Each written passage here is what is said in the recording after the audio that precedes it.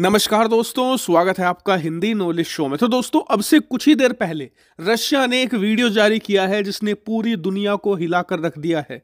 खासकर कि भारत के माथे पर पसीने ला दिए हैं। क्यों? दरअसल रूस की खुफिया एजेंसी है एफएसबी। जिस तरीके से भारत में रो है, अमेरिका में सीआईए है, इजराइल की मोसाद है, उसी तरीके से रूस की एफएसबी है।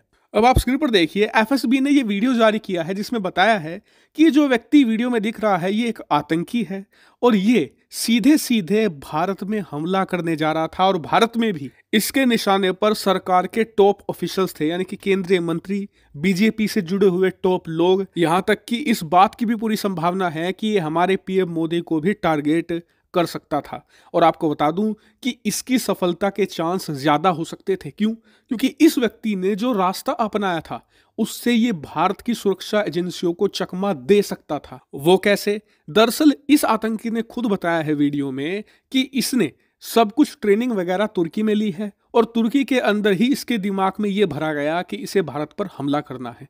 लेकिन ये बात पता थी आतंकियों को और उससे जुड़े हुए आदमियों को कि अगर ये तुर्की से भारत गया तो भारत की सुरक्षा एजेंसियां इसे छोड़ेंगी नहीं, इसे पकड़ लिया जाएगा। क्योंकि भारत कुछ विशेष देशों पर विशेष निगाह बनाए रखता है और वहां से आने वाले लोगों की बराबर चेकिंग की जाती है, उनकी मूवमेंट पर नजर रखी जाती है। लेकिन इस व्यक्ति ने क्या किया कि ये तुर्की से गया रशिया में कुछ दिन रुका और फिर वहां से इसकी प्लानिंग थी कि ये भारत जाएगा, वो भी इसी वक्त। क्यों?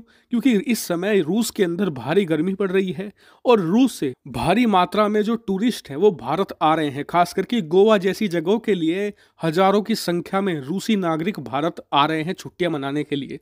तो ये भी इसी का फायदा उठाना चाहता था और एक टूरिस्ट बनकर भारत आना चाहता था रूस के जरिए। लेकिन शायद इस व्यक्ति को इस बात का अंदाजा नहीं था कि इस समय रूस यूक्रेन युद्ध चल रहा है। इसीलिए जो वहां की खुफिया एजेंसी है रूस की एफएसबी, वो देश के अंदरूनी मामलों पर भी नजर रख रही है, क्योंकि वो नहीं चाहती कि देश के अंदर ही विद्रोह खड़ा हो जाए। इसलिए हर व्यक्ति की संदिग्ध एक्टिविटी पर नजर रखी जा रही थी।